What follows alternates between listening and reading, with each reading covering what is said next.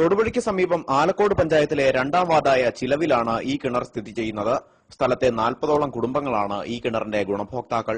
30ഓളം പമ്പുകൾ സ്ഥാപിച്ച് ഏതാണ്ട് 2 കിലോമീറ്റർ ചുറ്റളവിലാണ് ഇവിടെ നിന്ന് വെള്ളം കൊണ്ടുപോകുന്നത്. സ്ഥലമുടമയായിരുന്ന ഹസൻ മൌലവി ഈ സ്ഥലം വിറ്റ് താമസം മാറിയെങ്കിലും കിണർ നിൽക്കുന്ന 2 സെന്റ് പുരയിടം വിൽക്കാതെ നിലനിർത്തുകയായിരുന്നു. പിന്നെ ഈ കിണറിരിക്കുന്ന സ്ഥലം അത് ഒഴിവാക്കിക്കൊണ്ട് വിൽക്കാൻ ഞങ്ങൾ തീരുമാനിച്ചു.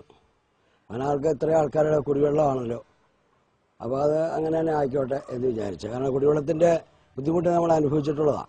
പ്രദേശവാസികൾക്ക് ജലസമൃദ്ധി നൽകുന്ന ഈ കിണറിന് തൊട്ടടുത്ത് തന്നെ ജില്ലാ പഞ്ചായത്ത് സ്ഥാപിച്ച ഒരു ജലസേചന പദ്ധതിയുണ്ട്. എന്നാൽ ഇതിനോടനുബന്ധിച്ചുള്ള കുളത്തിൽ ആവശ്യത്തിന് വെള്ളമില്ല.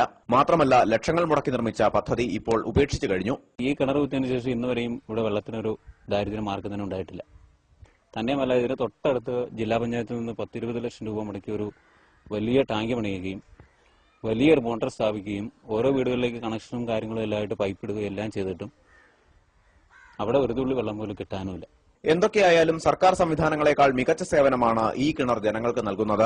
30 പമ്പുകൾ ഒരുമിച്ച് പ്രവർത്തിച്ചാലും നിലയ്ക്കാത്ത ജലസമൃദ്ധിയുമായി കൊടുംവേനലിലും അത്ഭുതമാവുകയാണ് ഈ കിണർ. ക്യാമറമാൻ ഷിജോ ജോർജിനൊപ്പം MK Sreejith, Idukki, India vision.